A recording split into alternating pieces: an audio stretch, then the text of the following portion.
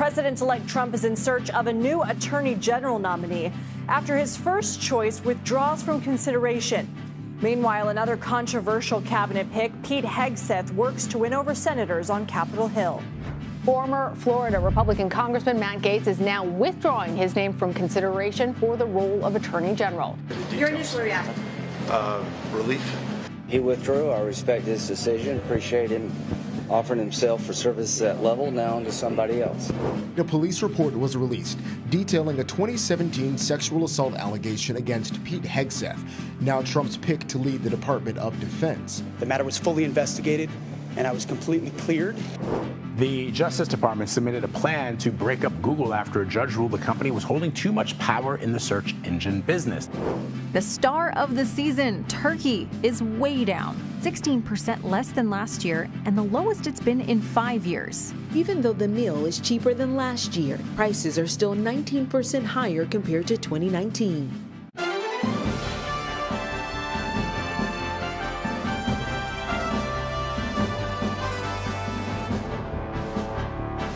Hello and thank you for joining us. Just over a week after President-elect Donald Trump named Matt Gaetz as his intended nominee for Attorney General, the now former congressman has withdrawn his name from consideration for the position. At the time of Trump's announcement, Gaetz had been under a House Ethics Committee investigation into allegations of sexual misconduct, including that he had sex with a minor. Gaetz denies any wrongdoing. In a social media post announcing his withdrawal, Gaetz said, quote, "While the momentum was strong, it is clear that my confirmation was unfairly becoming a distraction to the critical work of the Trump-Vance transition." Some Republican lawmakers admitted the allegations against Gaetz would have made his confirmation difficult. I got the sense that the process was going to be challenging, and he made the decision. You need to ask him. But here's what I would say. The president nominated somebody. They chose to not go forward. Now he'll nominate somebody else. Well, I'm sure it's the right decision. If he feels like it is, and the president feels like it is, the president deserves to have a cabinet who is going to implement his agenda, serve his interests. And so I saw the president's statement, and I trust his. Did you think your colleagues were already a no on him, though?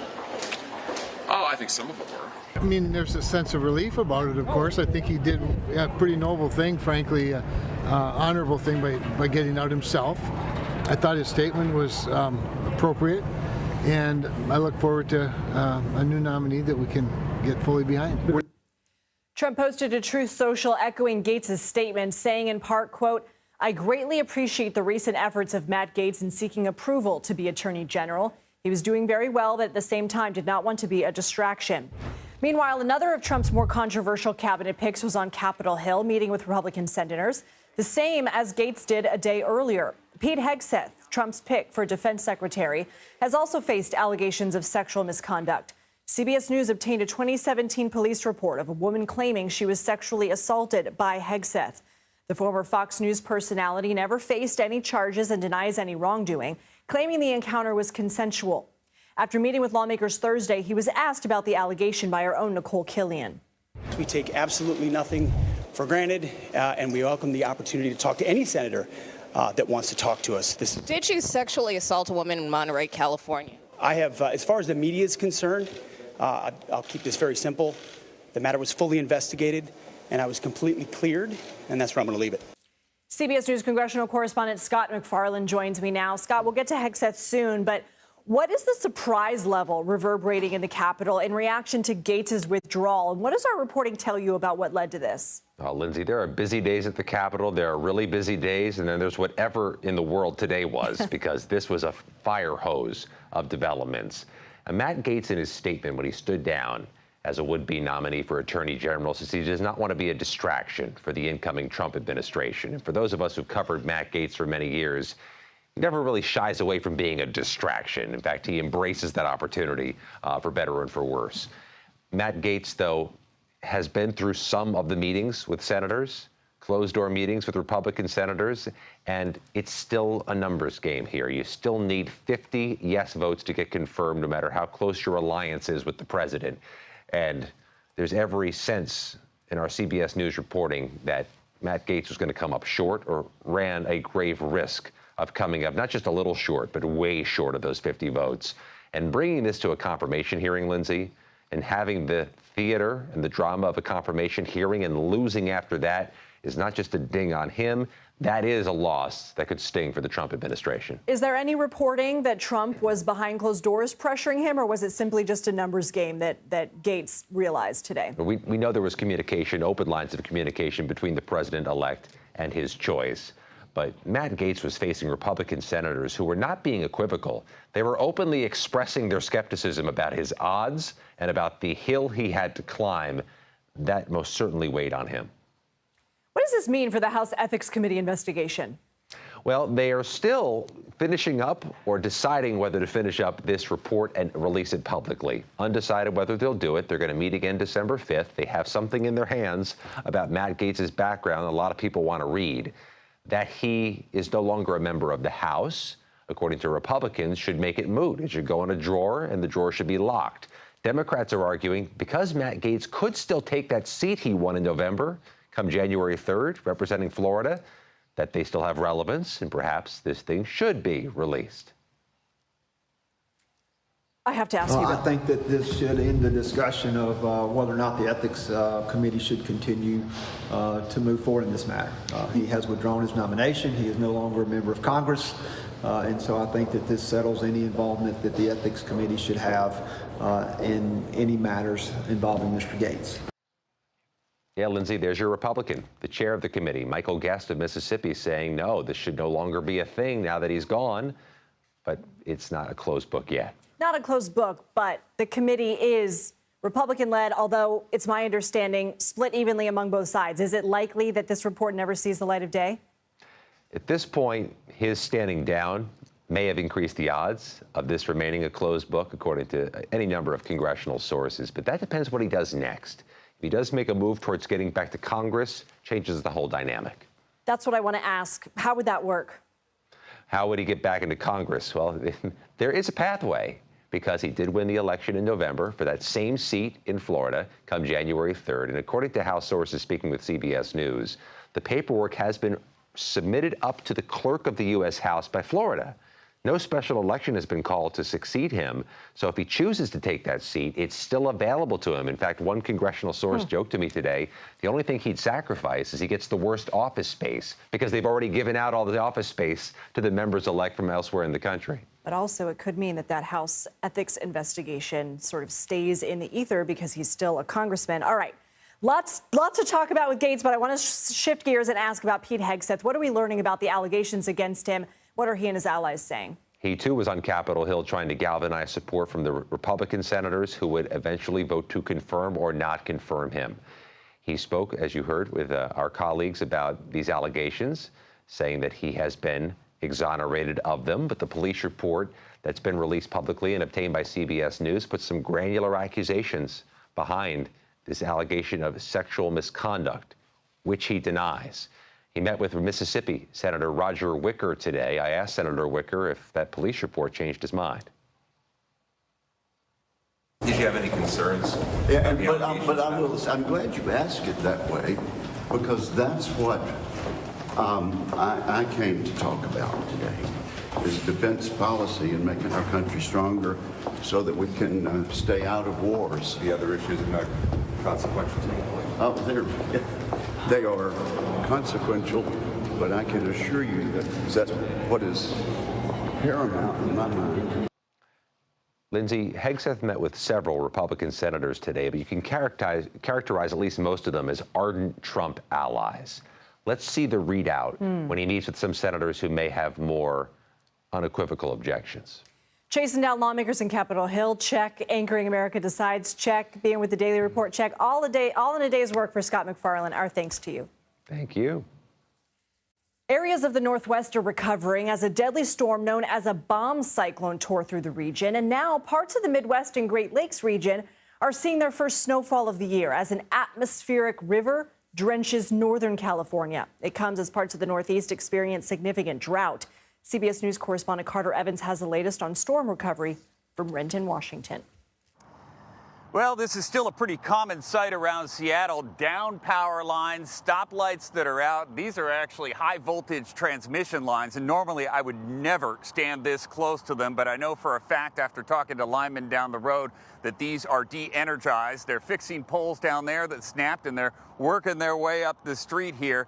There are a lot of power lines down. In a lot of cases, trees knock those power lines down. There are a whole lot of trees here in the Pacific Northwest, big, tall pine trees. And when that storm came through, we're talking about hurricane force winds in some areas, blew down those trees, landed on power lines, snapped the poles, knocked power out to about 700,000 people.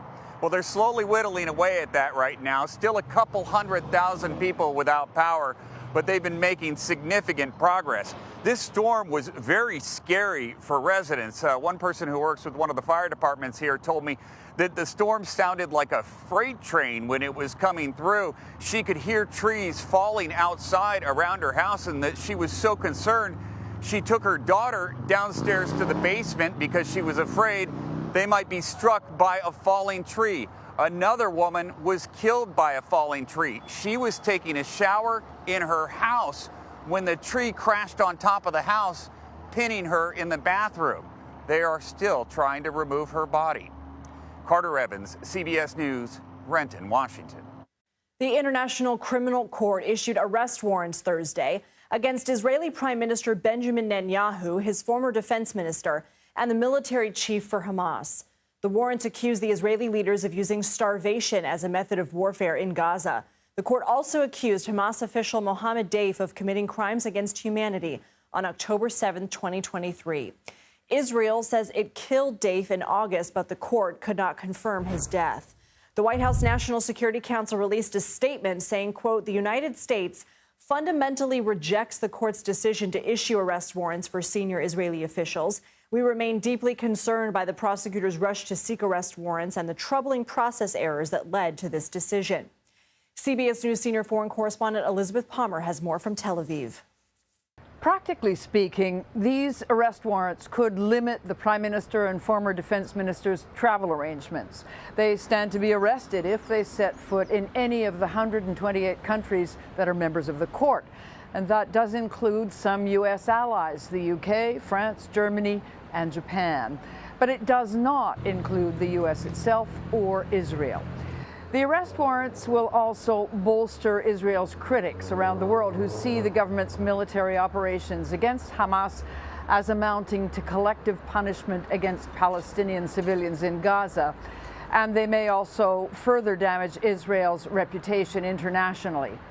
In the U.S., a National Security Council spokesman a short time ago said that the United States fundamentally rejects the court's decision to issue these arrest warrants for senior Israeli officials and referred to what it called troubling process orders. The council said it was discussing next steps with Israel, so we're waiting to hear what those will be.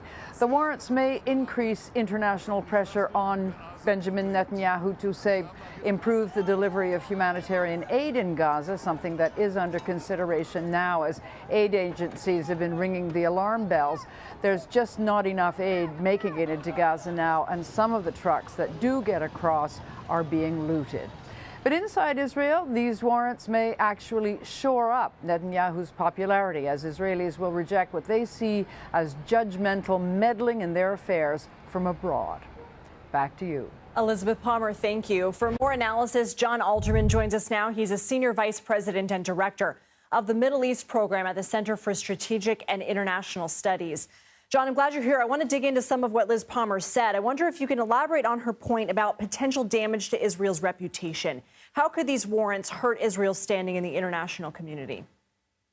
Well, there's certainly a lot of countries, a lot of people in a lot of countries who think that Israel has been acting horribly in this war, and they can say, look, here is an international court that agrees with us that what Netanyahu has been doing is criminal and should be prosecuted. And for people who are critics of Israel, this validates their criticism. For people who support Israel, this validates the Israeli criticism that everybody's biased against Israel, that there's profound anti-Semitism in international institutions.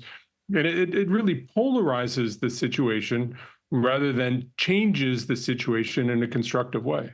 Well, what about inside Israel? I mean, do you see it having the opposite effect inside with these warrants helping Netanyahu's popularity and cachet among his own people?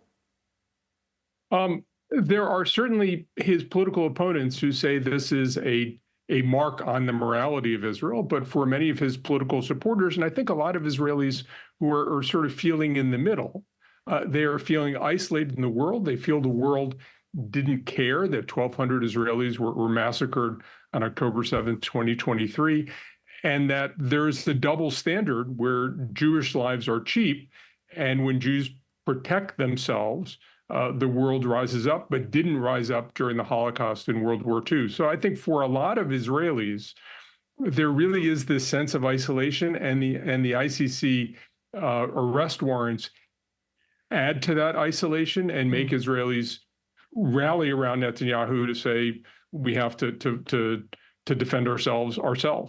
The U.S. is sticking by Israel. Could the U.S. face backlash from any allies for criticizing the International Criminal Court?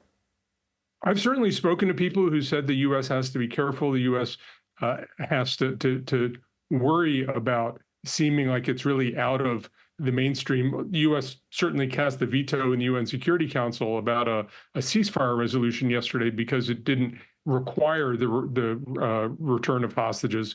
So I think the Biden administration is certainly comfortable with it. The Trump administration, even more comfortable standing by Israel against international criticism. Whether that will lead to greater global isolation as a consequence is something we're going to have to see. But it seems to me that standing by Israel at this moment, rather than a break with the future, is probably foreshadowing what will be even more of a future going forward. Israel says that it killed the Hamas military leader in July, but the court wasn't able to confirm that. Is it a misstep for the court if no living Hamas officials are being charged? Yeah, I don't know. I'm not sure that they could really find somebody responsible at this point, because Israel has done so many operations against so many leaders of Hamas and other organizations that target Israel. Their complaint is really not that it needs to be even-handed. Their complaint is that they are fighting for their survival. That puts them in a different situation, and is unfair to criticize them for defending themselves against people who want to eradicate them. Of course, the charge that the other side wants to eradicate us is true on both the Palestinian side and the Israeli side, which is one of the reasons this is such a difficult conflict, and one that's gotten much more difficult to solve. John Alterman, thank you. Thank you, Lindsay. Coming up, Russia says it has struck Ukraine with a new experimental missile that Western defense systems can't stop. What these new developments could mean for the future of the war.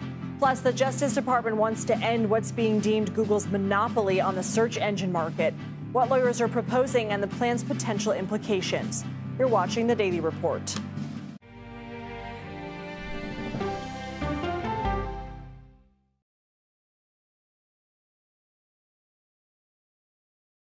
Come on, Julia. Oh, no. I will if you will. You go, gal. That's right. Let me see if you can find me. I want to make sure that my voice is heard, but also that I lift up other voices. You can't write a better script. Yeah, boy! It's gonna be a ride.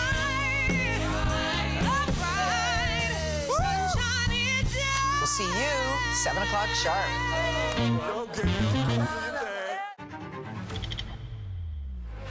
How fast do you think you were going? 195 miles an hour. This is incredible. How close did you actually come to being killed? That close. Is this brain surgery without a knife? It is. What risk do these children pose to Russia? I'm not sure the world is prepared for this change. Definitely not.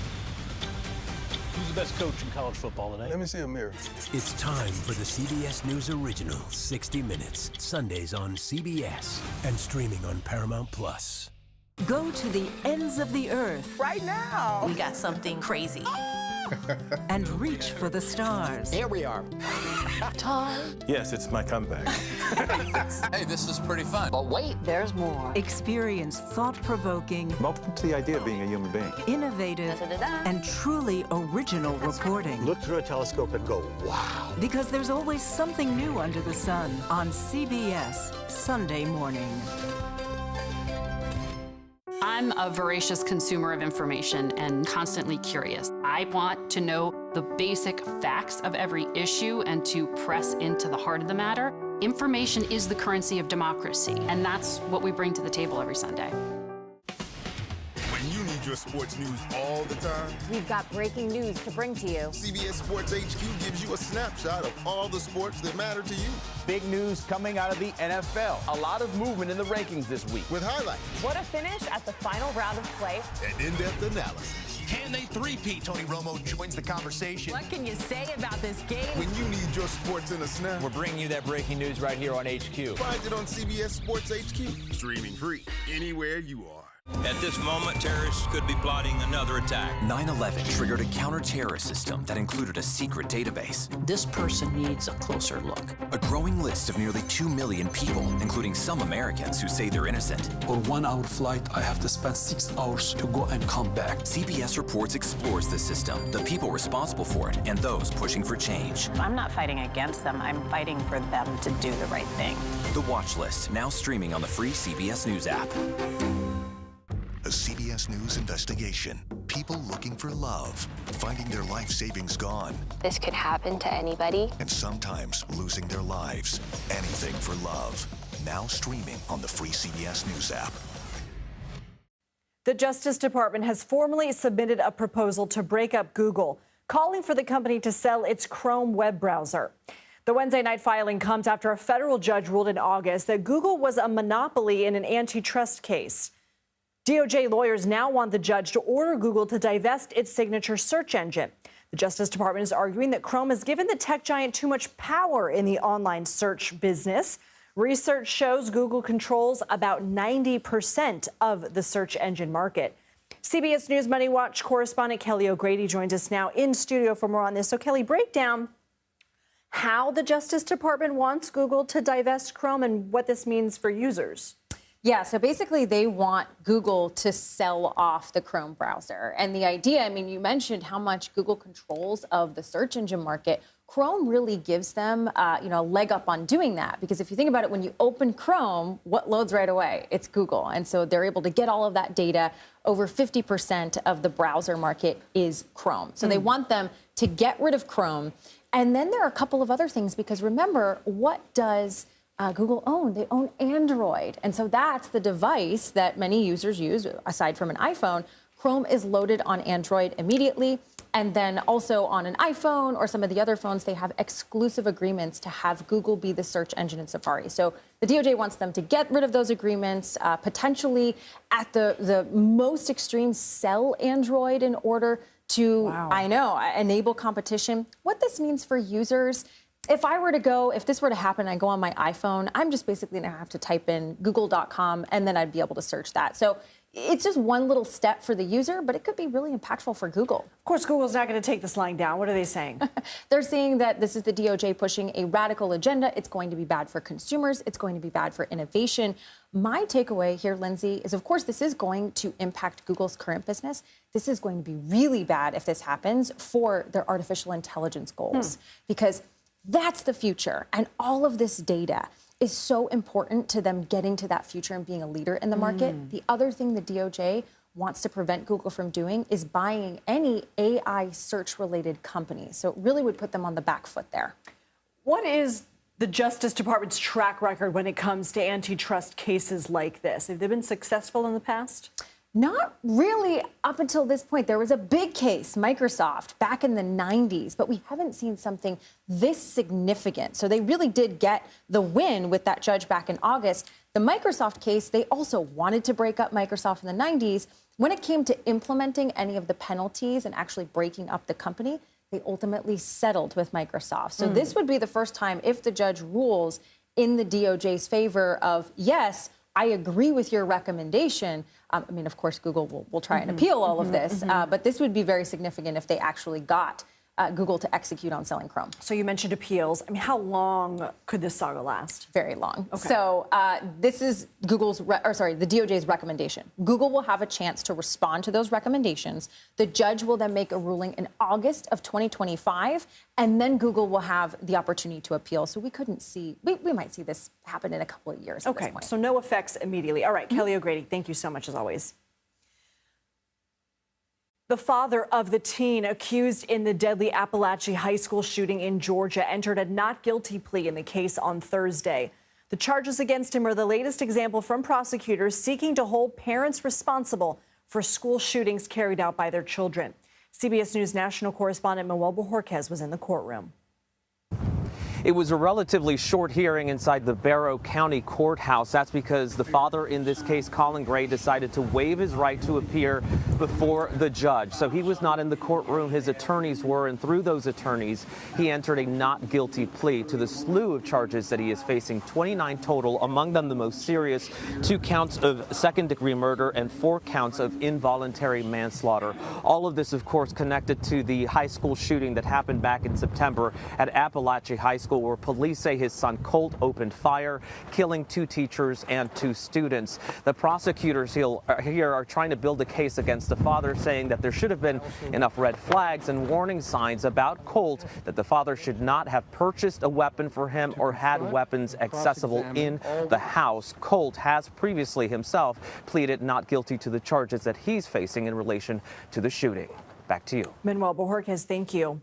The Illinois State Supreme Court has overturned the conviction of former Empire actor Jussie Smollett for staging a fake hate crime against himself. In 2019, Smollett told Chicago police he was physically assaulted by 2 men who used racial and homophobic slurs. He was later charged with felony disorderly conduct on accusations that he lied. The case was dropped after Smollett reached a deal with the state. However, it was reopened in 2021, and Smollett was convicted on 5 counts. On Thursday, the state's high court ruled the intervention of a special prosecutor in the second case violated Smollett's rights. The actor's lawyer addressed the ruling earlier. Prosecution should not be based on vindictiveness. This was a vindictive persecution, not a prosecution. Let's not make any mistake about that. Smollett has maintained his innocence throughout the years. The legal battle between conspiracy theorist Alex Jones and the satirical website The Onion appears to be just beginning. Why Jones is now suing the publisher after it bought his controversial media empire at auction. You're watching The Daily Report.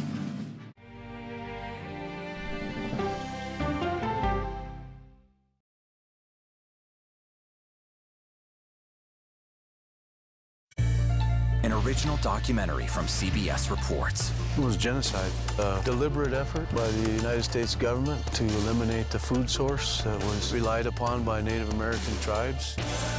American bison were slaughtered and Native Americans displaced.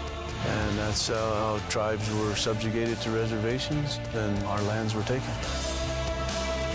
But now, through conservation efforts at Yellowstone, Buffalo provided everything that we needed. Now they need help. a herd grows. We need to step up and help them. And a culture is reborn. When the buffalo return and come back, that's when our tribe will begin to heal. Yellowstone Bison Revival, now streaming on the free CBS News app. Oh, wow. Look at this. Let 60 Minutes take you on a private tour of the National Archives. So there may be treasures like this buried in boxes. Historical secrets from America's past. So this is original from 1778?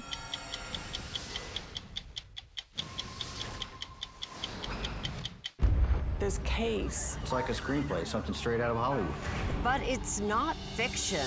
It's 48 hours. Human remains found this week. 4 families shattered. There's no physical evidence. The mystery would haunt investigators for years. There's some questions that have to be asked and need to be answered. Like a John Grisham novel. A gripping true crime original. 48 hours. Now streaming on the free CBS News app. When you wake up in the morning, we want to be your go-to team. On our places. Bright, shiny faces.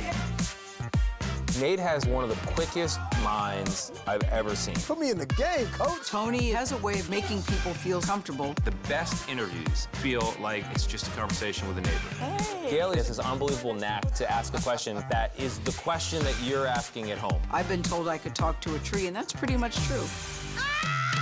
I don't go to work in the morning.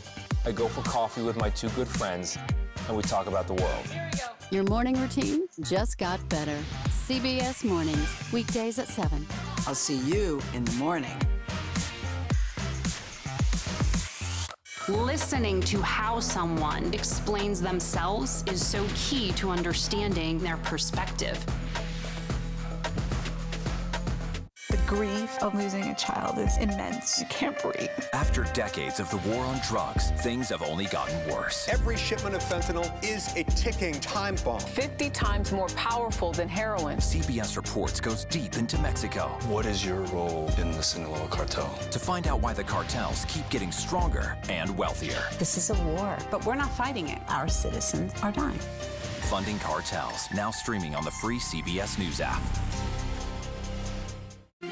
Welcome back to the Daily Report. I'm Lindsay Reiser. Here are some additions to our top stories. New York City Mayor Eric Adams has named Jessica Tisch as the new commissioner of the city's police department. She's currently the commissioner of the Department of Sanitation. Her appointment comes 2 months following the resignation of former Commissioner Edward Caban after he was linked to a federal investigation into Adams' inner circle. Bitcoin is on the verge of reaching 6 figures for the first time. The price of the cryptocurrency has been on a steady rise following President-elect Trump's victory. On the campaign trail, Trump vowed to make the U.S. the crypto capital of the planet. TSA is expecting a potentially record-breaking holiday travel season. With Thanksgiving just a week away, the agency says next Tuesday and Wednesday are said to be the busiest travel days, along with the Sunday after the holiday. Transportation Secretary Pete Buttigieg says the department has taken steps to make air travel better for passengers, including updated protections for people if travel is disrupted. As we've been reporting, former Florida Congressman Matt Gaetz has withdrawn from consideration to be President-elect Donald Trump's attorney general. In a social media post, Gaetz said his confirmation process was becoming a distraction to the larger Trump transition. Gaetz has faced scrutiny over a House Ethics Committee probe into alleged sexual misconduct and illicit drug use. He denies any wrongdoing. The DOJ also investigated Gaetz over allegations of sex trafficking but declined to press charges. Joel Lepper joins us now. He's the attorney for 2 women who told the House Ethics Committee they were paid to have sex with the former congressman. One of those women also claims she saw Gaetz have sex with a 17-year-old at a party. Joel, first off, I just want to thank you for being here with us. And I want to ask you, what was your reaction when you heard his decision to withdraw? Did you speak to your clients? Did they have any reaction? Yeah, it's just a sense of relief at this moment. It's been an incredibly trying process over the last 7 to 4 years, and over the last few months, and this last week especially. So just to see the results come out, and it's a sense of relief, I think, for all of us. Why relief? Well, the anxiety that they've had throughout giving the testimony, they've been stalked, they've been harassed on social media, they've been really concerned about the entire process and potentially having to give testimony to the Senate, which would be basically a worst-case situation for them to have to go on national TV, to be outed publicly, potentially lose their jobs. So to not have to do that is a relief for them. I want to circle back to that in a minute, but earlier the Republican chairman of the House Ethics Committee said this about what should happen next in regards to Gaetz. Let's watch. I think that this should end the discussion of whether or not the Ethics Committee should continue to move forward in this matter. He has withdrawn his nomination. He is no longer a member of Congress. And so I think that this settles any involvement that the Ethics Committee should have in any matters involving Mr. Gaetz. How do you respond to that? Do you think the committee's report should be made public? We're certainly open to the report becoming public. My clients have answered the call of the American people to testify truthfully under oath about what they saw in the Representative Gaetz investigation, and it's outside of their hands at this point. You said in a statement that your clients are eager to move forward with their lives, and hopefully this brings final closure for all parties involved. You also just told us that this brought relief and that they may not have to testify publicly in front of the Senate. Does that mean that your clients are not planning any kind of other legal action or pursuit against Gaetz at this time? They sort of want to leave this behind them and they don't necessarily care about accountability at this point? They were reluctant witnesses from the beginning. They did not start any kind of legal action. In fact, if it were not for Joel Greenberg, Representative Gaetz' buddy, getting involved in some fairly sketchy activities, this would have never come to light. And so it's only as a result of that investigation to Representative Gaetz' friend that this all came out. They were subpoenaed to testify. Their stance has always been and still is that they will only testify when required to do so under oath, and have done a great job. You mentioned Greenberg, the associate of Gaetz, who was convicted in 2022 of sex trafficking of a minor and other crimes. You have previously said your clients are not political. They didn't vote in the last 2 elections. If Gaetz were to return to politics in some form, even for his congressional seat again. Would your clients speak out again? Would they have any opinion on that? You know, my clients have never actually spoken out. I'm only out here publicly in order that they would not speak out. So I don't anticipate they would do so.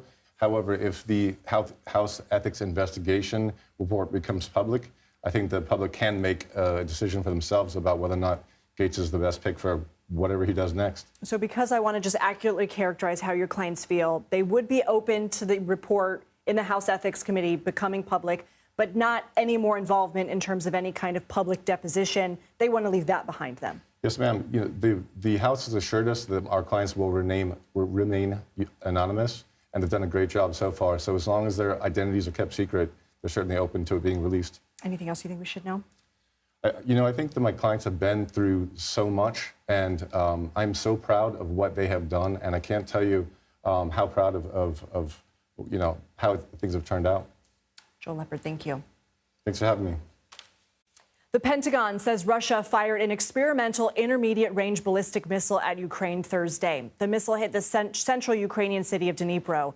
2 people were hurt in the attack. Russian President Vladimir Putin claimed U.S.-provided air defense systems being used by Ukraine would not be able to stop this new type of missile. CBS News senior foreign correspondent Holly Williams reports from Kyiv.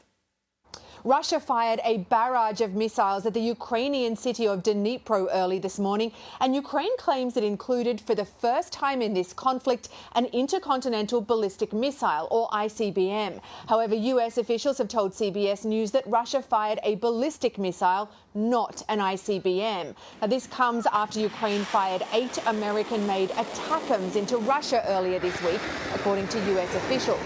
ATACMS are missiles with a maximum range of close to 200 miles, and their target was a military facility in the Bryansk region of southern Russia, according to the Russian Defense Ministry. President Biden gave permission to Ukraine to use ATACMS deep inside Russian territory this past weekend. Before that, their use was more limited because of concerns the powerful weapons could further escalate this conflict. Some believe both Russia and Ukraine are trying to maximize their gains before President-elect Donald Trump takes office. There are fears here that Trump could cut U.S. support for Ukraine or even pressure its government into surrendering territory to Russia. Back to you. Holly Williams, thank you. At least 5 people have died after officials say they drank tainted alcohol in Laos. Authorities say the victims include 1 American, 2 Danish tourists, a British woman, and an Australian teenager. A second Australian teen remains hospitalized in critical condition. Investigators believe they had drinks containing methanol. It's an industrial alcohol that some disreputable bars use with mixed drinks as a cheaper alternative to ethanol. It can cause severe poisoning. A State Department spokesperson told CBS News the U.S. is monitoring the situation. Conspiracy theorist Alex Jones filed a lawsuit this week to try and block The Onion from getting control of his company. The satirical publisher won the auction for Jones's right-wing media company InfoWars last week. Jones was forced to file for bankruptcy and sell his company to help pay for a defamation lawsuit brought by the families of Sandy Hook shooting victims. Jones has used InfoWars to falsely claim the 2012 mass shooting in which 20 elementary school students and six staff members were killed was a hoax. The Onion's auction bid was backed by some of the victims' families. CBS News legal contributor and Loyola Law School professor Jessica Levinson joins me now because our team has a lot of legal questions about this. Jessica, first, take us back. Can you explain why The Onion was able to buy InfoWars in an auction and what it means for the publication to own it? Absolutely. Exactly as you just said, there was a defamation suit that was brought by the victims and the victims' families of the Sandy Hook massacre. And they sued Alex Jones for defamation because he lied about what had actually happened, and it caused great injury to them. They won a $1.5 billion verdict, which I think is important to note is virtually unheard of when we think about defamation suits. So the jury here is definitely sending a message. Alex Jones then declares bankruptcy. As part of that bankruptcy, his assets are being sold off. There's a court-appointed trustee who's selling off his assets. And that's what brings us to The Onion being able to potentially purchase this website because they were one of the bidders. Essentially, just as people understand when something goes up for auction, you get bidders. And they gave a bid that the court-appointed trustee accepted. And that is what's now being challenged this week in court. But Jones says that this is collusive bidding. Does he have a legal argument here? Well, I don't know if he has a successful legal argument. So we are in somewhat uncharted territory, except let's remember that when it comes to cases like this, typically bankruptcy judges will defer to the court-appointed trustee. And if that happens, then he does not have a successful suit. So what he's arguing here is that the families and the Onion, and I think the trustee as well, all colluded to ensure that the other bid was not accepted. Now, who made the other bid? That was by a company that's affiliated with him and the so-called health pills that he has been selling. And so he obviously wanted that other bid to be the successful bid. The court-appointed trustee has said, this is just sour grapes. I was well within my discretion to say that the Onion had the winning bid in this case. If in the end the Onion keeps InfoWars, what does that mean for Jones's shows and the other brands centered around himself? Well, at the very least, it wouldn't be on this platform. So, of course, we still have First Amendment protections, even for people like Alex Jones, maybe especially for people like Alex Jones, in the sense that the First Amendment is there to protect those people who are unpopular. Now, they can transgress those protections, for instance, by defamation. But he still has the right to speak, and he could potentially be forced to do so on a different platform where he has to, and he already has started to do this, I understand, this week and last week, essentially direct his listeners, here's another place where you can hear So from he could me. essentially just relaunch and say InfoWars 2.0. With the understanding, I think, that he can't continue to defame these families because then they will come back to court. And so he can relaunch, but the speech that landed him in this position, he couldn't do that again. Jessica Levinson, thank you as always. Next week's Thanksgiving meal will be a little easier on your wallet this year. We're going to tell you which fixins are a little cheaper at the store and why the lower prices aren't quite what they seem. You're watching The Daily Report.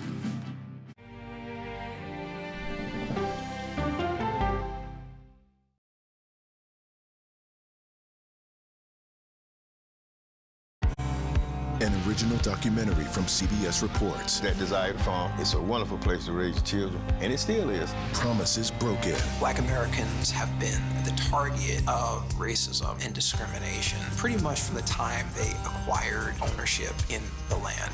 Costing black farmers hundreds of billions in generational wealth. They did everything to make sure we were run off that land. But communities are uniting to continue the fight. Collective ownership is powerful. To keep their land and their dreams alive. To watch my children play on land that we own means everything. So land is power. Most definitely. 40 Acres and a Mule, now streaming on the free CBS News app. Go to the ends of the earth. Reach for the stars. Yeah, I just took off. That kind of thing. Oh, that's pretty good. Because there's always something new under the sun on CBS Sunday morning. Can see clearly now. Clearly, CBS Mornings. Weekdays on CBS. Yeah! Tony, coming? No, I'm gonna stick around for an hour. Hey! CBS Mornings Plus with Adriana Diaz and Tony DeCopel, right after CBS Mornings. It's just like mornings. Plus fun. Oh, yeah, it's gonna be a bright, sunshiny day. These 7 miles of tunnels were the secret storage site for fuel for the Navy's Pacific Fleet in planes. So this is one of the tanks. Oh my gosh. What happened 20 stories below ground is a story for 60 Minutes. This thing that was a lifeline for the fleet is a threat. That's right.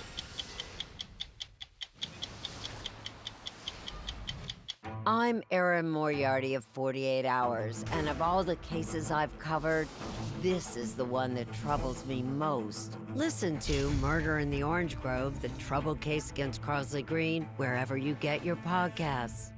An original documentary from CBS Reports. AI is among the most world-changing technologies ever. Curing diseases, scientific breakthroughs, making lives better. They can help us with medical discoveries, scientific discoveries, doing better agriculture, having cures for things like Alzheimer's. It's also going to really transform the way we work. The uplifting potential of artificial intelligence is limitless. It gives you a friend, somebody to chat with 24/7. that is non-judgmental. He makes me feel loved and desired. And so are its downfalls. The problem with all this AI is that it's unpredictable and uncontrollable. The choices we make now will have lasting effects for decades, maybe even centuries. The ChatGPT revolution, now streaming on the free CBS News app. Sunday morning, a visit with the Wayans at Papa's house, plus affairs of state with the diplomat, and in praise of pigeons. Listen for the trumpet. On the heels of former Republican Congressman Matt Gaetz' withdrawal from Attorney General consideration, President-elect Donald Trump has named his new pick. It's former Florida Attorney General Pam Bondi. She served as a prosecutor for 20 years. She is at least the third highest-ranking member of the conservative think tank America First Policy Institute. In a post on Truth Social, Trump said Bondi is, quote, smart and tough, is an American First fighter who will always do a terrific job as Attorney General. After remaining mostly dormant over the last 8 centuries, a volcano on the Reykjanes Peninsula in Iceland has erupted for the 7th time in just 1 year. Wednesday's eruption came with little warning, but was smaller compared to the one that occurred in August. The eruptions first began back in December of 2023 and forced the nearby town of Grindavik to evacuate. Soon after, the eruptions became a monthly occurrence until March. 2 months after that, the 5th eruption took place and was followed by another 3 months later. No injuries or deaths have been reported after Wednesday's eruption. Air pollution in the Indian city of Delhi has reached extremely severe levels, and the worst may be yet to come. A thick, toxic smog has covered the city and has left residents struggling to breathe. Take a look at some of these images on your screen. The tech company IQ Air says the pollution level is 15 times worse than what the World Health Organization considers satisfactory for breathing. While the region typically endures air pollution around this time of year, these levels are unprecedented and continue to worsen thanks to plummeting temperatures. Hosting Thanksgiving dinner this year won't be as expensive as last year, but it's still going to cost more than usual. The average price for a Thanksgiving dinner for 10 people is around $58 this year. That's according to the American Farm Bureau Federation's annual survey. Despite the drop in prices from last year, average dinner costs are still up 19% compared to pre-pandemic levels. Jennifer Streaks joins us now to talk about these prices. She's a senior personal finance reporter at Business Insider. Jennifer, thank you so much for being here. Let's talk about the good news. What's cheaper and why? Well, turkey prices are down, and that's really good news because the turkey is usually the biggest part of your budget. So that actually has been down because demand has been down 6%, so consumers can enjoy that. They also have lower prices across the board for pumpkin mix, pie crust, anything frozen vegetables, which are also all of your side items. So that really is going to have an impact on your budget this year. We mentioned prices that were still higher than years past. Why have prices skyrocketed and not rebounded, I guess, or gone back to what they were? Well, they're probably not going to go back to where they are, where they were in 2019. The impact of inflation, also what it costs to manufacture these goods has gone up and stayed up. So the consumer, we're not going to see these prices go back to 2019, but they're still down for the past 2 years, which is a good thing. Several major retailers are essentially trying to make the most of this quote-unquote economy. They're trying to say, look, we got you. We've got these deals for you. What are some of those retailers? How can consumers get these deals? Well, these are deals I would even take advantage of because Target, Aldi, Walmart, they're all offering Thanksgiving meal bundles. And it basically saves you so much money because per person, it can be $7 all the way up to $20, depending on what you decide to put in your bundle. So it is an immediate way to save money, look at your budget and see what you can actually afford and spend accordingly. I'm going to throw you one more question. I know that you do personal finance. Are you hearing anything about holiday forecasts, or do you have any advice for people ahead of the holidays? Budgets may be tight and they're trying to think, look, I still want to give people gifts. I don't really know where to begin. I always tell people, write everything down first. Make a list and stick to it. Don't just run off and start spending because right after Thanksgiving is Black Friday and then we have Christmas. So everyone wants to get their list of presents. I say make the list that is your budget Stick first. to the budget because we use our emotion. We're like, oh, that person would love that. It's $10 more than the budget. No, back your presents and your Christmas shopping into your budget. Don't make your budget stretch to fit your shopping. Yeah, very smart. All right, Jennifer Streaks, appreciate you. Now that we have an idea of what foods are getting cheaper, up next, we're going to show you one that's definitely not. We're going to tell you how much this high-profile art piece, yes, that's a banana, sold for at auction. You're streaming The Daily Report.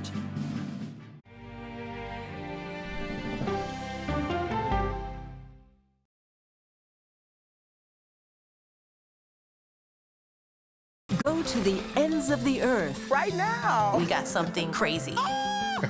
And reach for the stars. Here we are. Time. Yes, it's my comeback. Hey, this is pretty fun. But wait, there's more. Experience thought-provoking, Welcome to the idea of being a human being. innovative, and truly original reporting. Look through a telescope and go, wow. Because there's always something new under the sun on CBS Sunday morning. At this moment, terrorists could be plotting another attack. 9/11 triggered a counter-terrorist system that included a secret database. This person needs a closer look. A growing list of nearly 2 million people, including some Americans who say they're innocent. For 1 hour flight, I have to spend 6 hours to go and come back. CBS Reports explores the system, the people responsible for it, and those pushing for change. I'm not fighting against them. I'm fighting for them to do the right thing. The Watch List, now streaming on the free CBS News app. Don't miss true crime anytime you want, anywhere you go. With the 48 Hours podcast. Real crimes, real lives, real justice. There's some questions that have to be asked and need to be answered. Listen to 48 Hours on Apple Podcasts. An original documentary from CBS Reports. Imagine yourself in Manhattan with no police, no army, no mayor. The people of Haiti stare down poverty, corruption, natural disasters, and violence. 90% of the guns that are used by gangs in Haiti are American guns. But with an unbreakable spirit and eternal optimism. There are days where I cry, but we can't be discouraged. We still believe in Haiti. They're still able to look ahead with hope. Haiti is on the brink of transformation, a radical shift. Nations are coming together and saying things must change. Fighting for Haiti, now streaming on the free CBS News app. Hey there, welcome to The Uplift. I thought she was a groom, and I stepped back and I went, oh, you're the queen. She's going to be with me every instant that I'm alive. I just wanted to see if you'd go to Disneyland with me today. I look over at him and he's smiling. I'm going to remember that the rest of my life. They told us when he was going to be born, he was only going to live for 30 minutes. It's really a miracle that he's with us today. The Uplift. Stream now on the free CBS News app. When you wake up in the morning, we want to be your go-to team. On our places, bright, shiny faces. I don't go to work in the morning. I go for coffee with my 2 good friends, and we talk about the world. Your morning routine just got better. CBS Mornings. A CBS News investigation. People looking for love, finding their life savings gone. This could happen to anybody. And sometimes losing their lives. Anything for love. Now streaming on the free CBS News app. Australian legislators introduced a landmark bill Thursday to ban social media for children under 16. Lee Canary explains what this could mean for social media companies. In Australia, just posting on social media could soon be against the law if you're too young. I want Australian parents and families to know that the government has your back. Australia's Prime Minister says he's worried about the safety of kids as his government considers a bill to ban social media for anyone under 16. It's the highest age limit set by any country in the world. Social media is doing harm to our kids, and I'm calling time on it. The ban would cover platforms like X, TikTok, Facebook, and Instagram, but allow exceptions for low-risk use with apps for mental health and education. If they fail to keep children off their platforms, social media companies could receive fines of over $30 million. Some see it as government overreach. Ex-owner Elon Musk posted it seems like a backdoor way to control access to the internet by all Australians. Others welcomed it. Looking at it from a teacher's perspective, I think it's really important that it's banned due to cyberbullying because there's a lot of youth suicide happening at the moment. Suicide is the leading cause of death for teens in Australia, and experts have linked time online to a mental health crisis. But how they'll enforce the new law is not yet clear. Australia plans to trial a system that uses facial recognition technology, but admits it's not foolproof. The kids are smart, right? Like, we're smart, we'll find our way to get around it. The bill heads to the Senate next week, but it could take a year before Australia's kids are logged off. Lee Canary, CBS News, London. President Biden welcomed the reigning NBA champion Boston Celtics to the White House Thursday.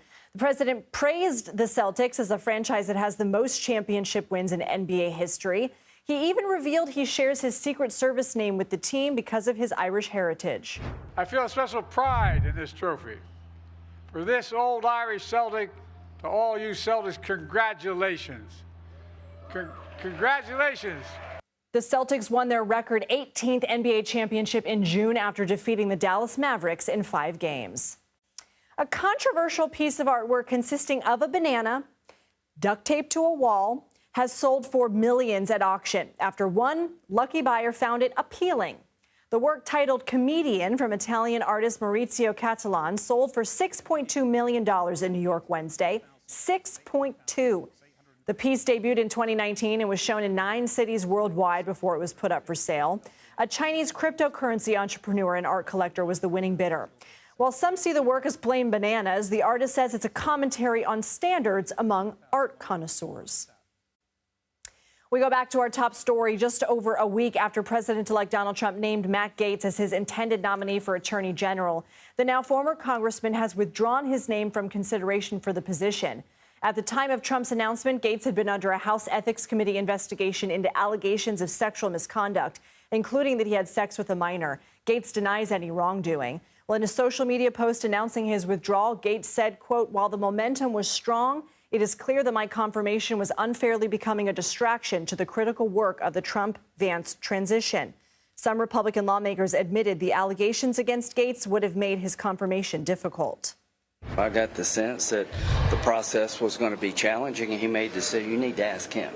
But here's what I would say. The president nominated somebody. They chose to not go forward. Now he'll nominate somebody else. Well, I'm sure it's the right decision. If he feels like it is, and the president feels like it is, the president deserves to have a cabinet who is going to implement his agenda, serve his interests.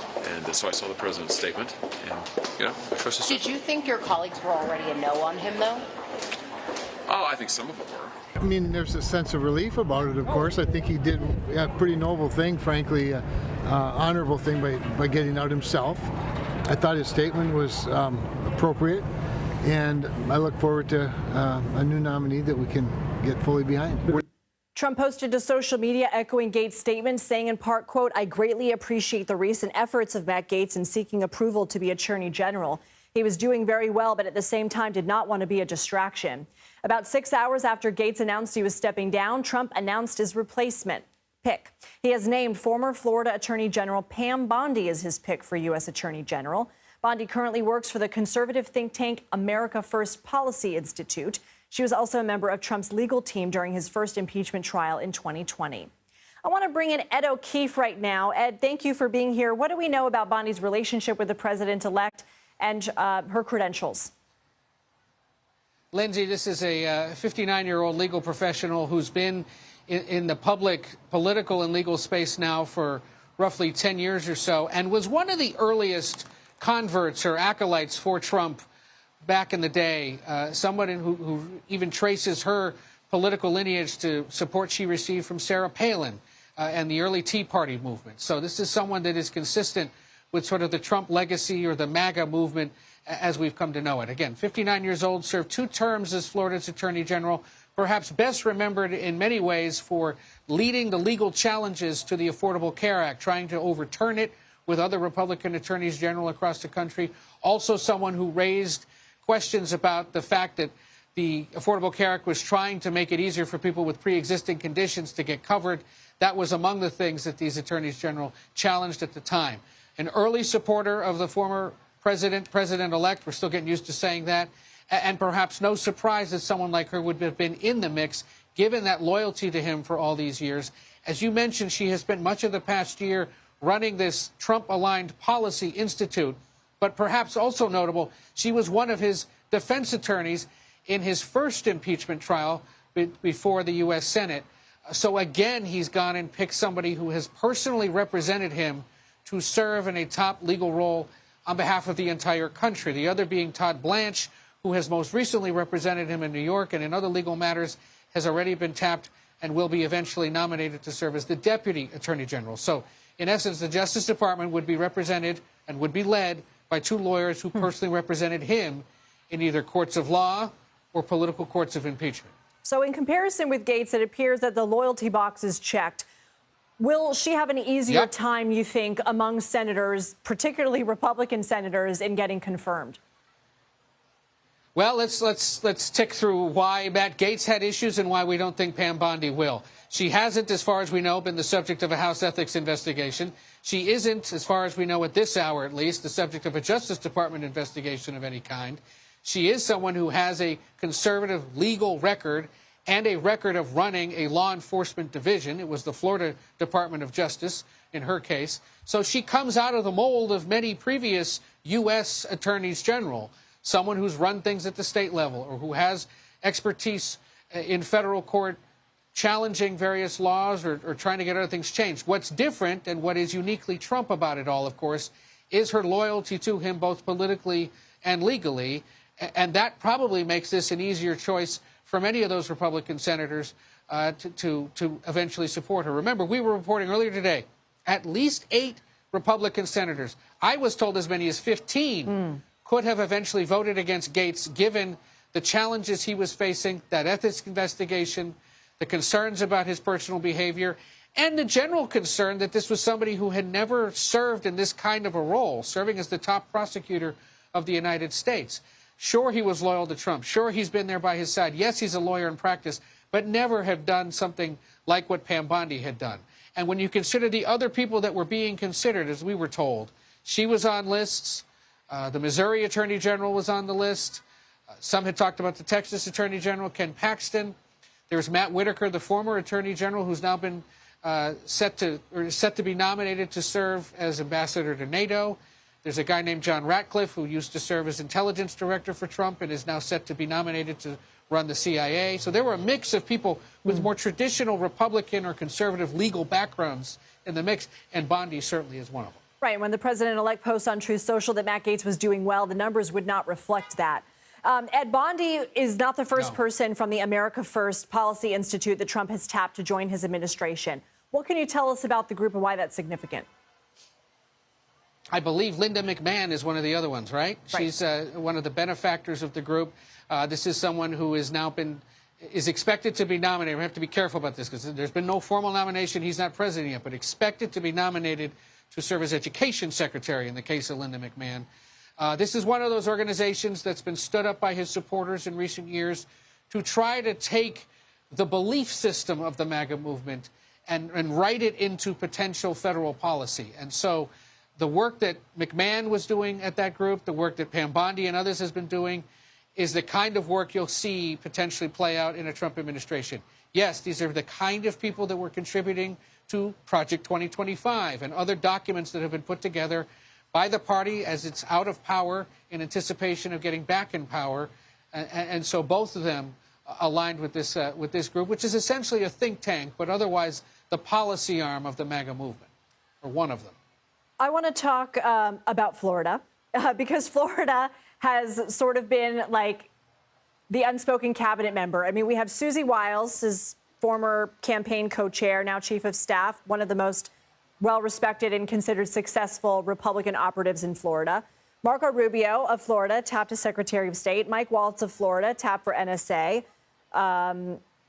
Obviously, Matt Gaetz, who was tapped for Attorney General of Florida, even though he's withdrawn. Trump wanted Rick Scott to be Senate Majority Leader, although it ultimately went to John Thune, Rick Scott of Florida. What can you tell us about Trump world? We know that now Florida is, well, where you are physically and also where Trump considers home. What can you tell us about the influence of Florida politics in the new incoming administration? Yeah, home is for him just a few miles over there across the water. And he's been here, of course, since the election, save for that trip to New York over the weekend, and to see President Biden in Washington here, starting to put together his government. And yes, increasingly relying on Sunshine State residents to fill out some of these posts. It all begins with Susie Wiles, someone who elected Ron DeSantis to the governorship back in 2018, then had a political divorce with him, a really nasty one that compelled her to go work for Trump instead of DeSantis when he ran for president earlier in the last year or so, 2024. And so, given her connections to people in this state, Trump's affinity for them, and familiarity with their work, given that he's been a resident here for the last several years, it's no surprise that he's tapped into various Florida officials. All of it creates, in the case of Gaetz and Waltz and Rubio, some headaches for Florida Governor Ron DeSantis, which the president-elect and Susie Wiles are fine doing because they're not necessarily fans of his still, even though he is, of course, expressing public support. Are there other people in the Florida political system who may end up in the Trump administration? Absolutely. Who are they? Unclear. Are there other people who work on the sidelines of it or around the margins as consultants and lobbyist types who likely are going to find some kind of a role either on the inside or right on the outside? Again, absolutely. This is the most MAGA-represented state, if you will, representative of the MAGA movement, in that he's become a resident here, is familiar with its politics, and has gotten to know a lot of these individuals, especially the members of Congress. So don't be surprised if there are others that come out of here. And the Bondi pick is totally consistent with the spirit in which they're trying to strike and the kind of individual he's looking for. And again, absent some other personal matter that we're unaware of, likely going to get near unanimous, if not total, Republican Senate support, and be someone that drives Democrats nuts, which is exactly what Trump's looking for anyway. On that note, is Pam Bondi the type of attorney general who would flip the DOJ upside down? And is Pam Bondi the retribution AG pick that we have heard Trump sort of speak in that vein on the trail that Gaetz was believed to be? That is unclear at this early hour after this announcement, but it's telling, Lindsay, that in the last day or so, Gaetz and his allies on Capitol Hill had been sort of going around and clarifying what exactly they meant by retribution, suggesting that maybe it wouldn't be as dramatic as promised or suggested in the past in some of their public statements. The idea being that he wasn't going to turn Justice Department prosecutors on Liz Cheney, as some had feared, and he's been reported to have said that to some lawmakers in the conversation. So is she someone who's going to be sensitive to that? Probably. But has she been involved in sort of actively stoking that possibility? Not to my recollection. But again, certainly going to be seen, at least by Republicans, as a professional prosecutor who knows how to run this kind of a entity, the Justice Department, given that she ran a state-level one and one of the biggest and most active during the Obama era when she was in the job and the early years of the Trump administration, the first Trump administration. So perhaps maybe she's considered a more traditional pick for this type of role. Let's turn to somebody considered less traditional, and that is President-elect Trump's pick for Defense Secretary Pete Hegseth, who is on the Hill today meeting with some Republican senators. What do we know about the headwinds that he faces in confirmation? Well, he continues to face them, and he met with some senators today, a handful expressing full-throated support, like John Barrasso, the number 3 Senate Republican, suggesting that, if the president wants him to be his top national security pick, he deserves to have him. There are others we're anticipating that are going to raise concerns specifically about these allegations of sexual assault, as detailed in a California police report that was released overnight, an incident from October 2017 in Monterey, California, where a woman alleges that she had some kind of encounter with him, had repeatedly told him no, had her phone taken away. Exactly the kind of thing that there are many Republican senators wouldn't want to see associated with someone who's going to oversee one of the largest organizations in the world and the most powerful military in the world at a time when they've been recruiting and celebrating and elevating women into positions of real power and influence across the military. He, of course, has been publicly quoted as saying he doesn't necessarily think they should be in combat. So that one's the next tricky one. And let's see if he doesn't suffer a fate similar to Gaetz. Maybe the opposition will not have been as widespread, but I suspect it'll be similar to some extent, and also notable that perhaps female Republican senators, I'm thinking of Joni Ernst, Susan Collins, Lisa Murkowski, and others, may express reservation especially in the case of Joni Ernst, given her military service and the fact that she has said she was a victim of sexual assault while in the ranks. So she has some direct experience with something that is obviously, bedeviling Hegseth's options right now, or chances right now. And with Gaetz out of the picture and a more traditional pick made for AG, you better believe a lot of that heat and scrutiny is going to now turn to Hegseth in the coming days. Ed, what positions are left to be picked? What are you watching for? We were waiting on Treasury Secretary. We know that in recent days, Trump has interviewed a handful of candidates for that role. A lot of opinions in Trump world among his donors, among his top advisors about who exactly it should be. And the pick would potentially also reflect what the economic focus and priorities will be. Will there be a lot of focus on tariffs? Will there be a lot of focus on the tax plan that has to be renewed and potentially expanded next year? Is this someone who's seen as, friendly to corporations, or someone who's going to stick it to them on behalf of the MAGA base? So Treasury is a big one. You still need to find a labor secretary, an agriculture secretary, a housing and urban development secretary, head of the Small Business Administration, head of the Council of Economic Advisors. But remember, the pace he's keeping, even with this fumble today with the Attorney General, is faster than previous recent transitions. The goal had been, and best we can tell remains, name all these picks by Thanksgiving, so by next Tuesday, and allow them to then begin the process of meeting with senators, setting up confirmation hearings early in January, potentially before he even takes office, and then having votes shortly thereafter. We'll wait and see. But we're basically down to 5, Treasury being the big one. And now 6, I guess, if you count. Well, no, he named Bondi, so yeah, we're still at 5. Yeah. All right. CBS News senior White House and political correspondent Ed O'Keefe, thank you. For more, let's go to Tom LoBianco. He is a national politics reporter and co-founder of 24 Site News. Tom, what's your assessment of Bondi? What do you make of this pick? Much safer pick than Matt Gaetz, clearly. Also somebody with some deep roots inside of Trump world and Florida politics, of course.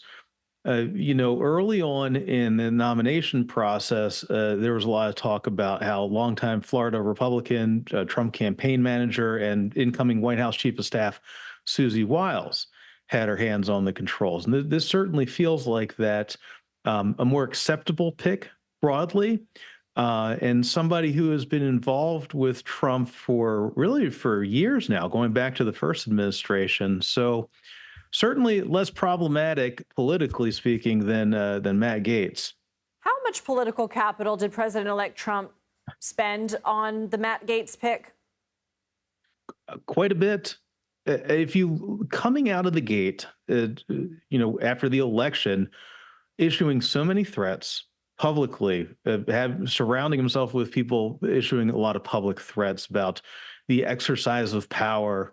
I spoke with one of my Trump world sources last week about this, and just a week ago was telling me that, oh yeah, we're going to ram this down the Senate's throat. They're going to have to accept this. The recess, if they don't want to vote on it, they don't want to do confirmation hearings, we'll use recess appointments. It was a very firm stance back then. And now, having gone through the process, to have him back out like that is just really astounding. And I think you see that reflected in the selection of Bondi.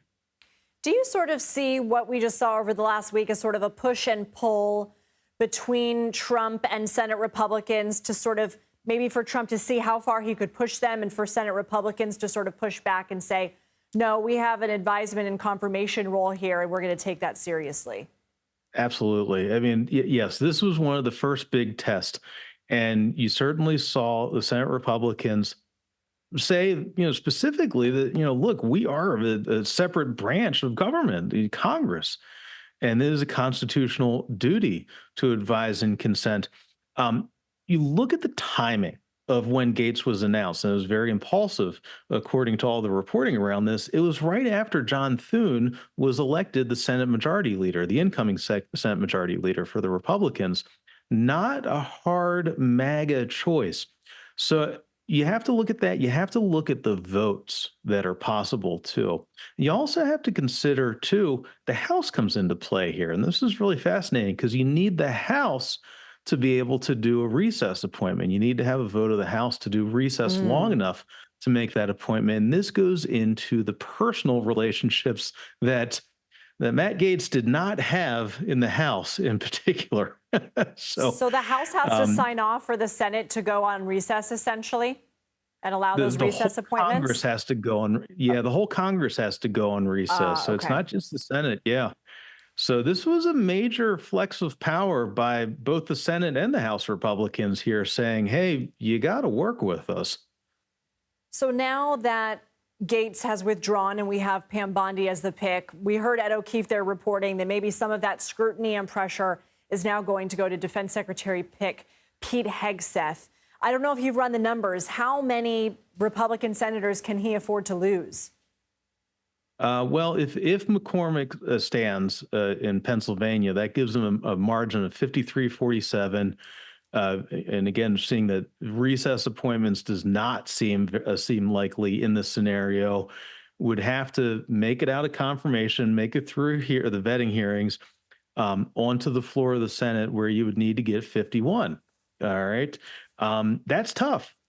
Senators Murkowski, as Ed mentioned just a second ago there, Senators Murkowski up in Maine, Sue Collins, Joni Ernst, that could potentially be problematic. But don't forget, too, you've got Mitch McConnell still in the Senate, and he's more than likely to leave at the end of his term, but he's still serving this term.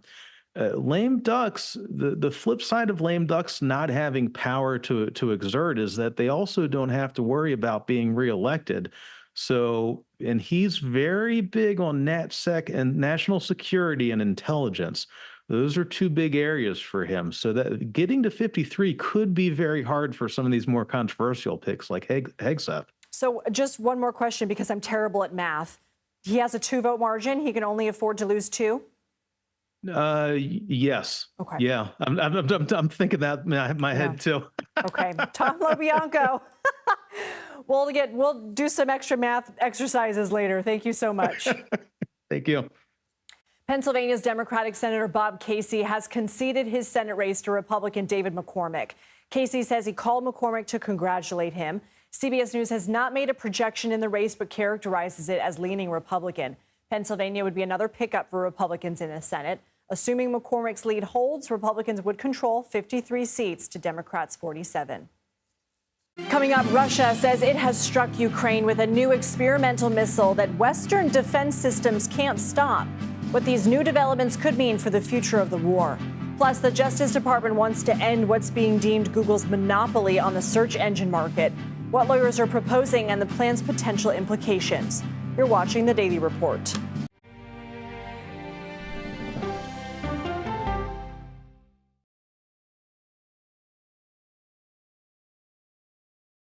Come on, Julia. Oh, no. I will if you will. You go, gal. That's right.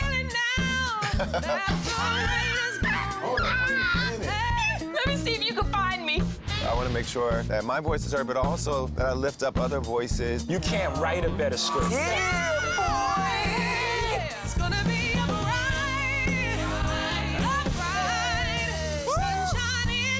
We'll see you 7 o'clock sharp.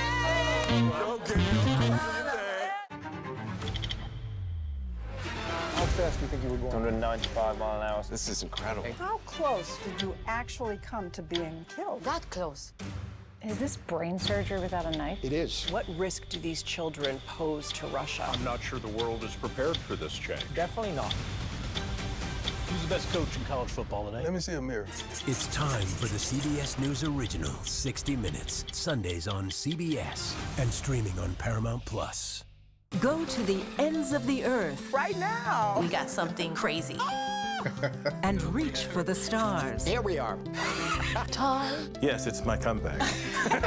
Hey, this is pretty fun. But wait, there's more. Experience thought-provoking, Welcome to the idea of being a human being. innovative, and truly original reporting. Look through a telescope and go, wow. Because there's always something new under the sun on CBS Sunday morning.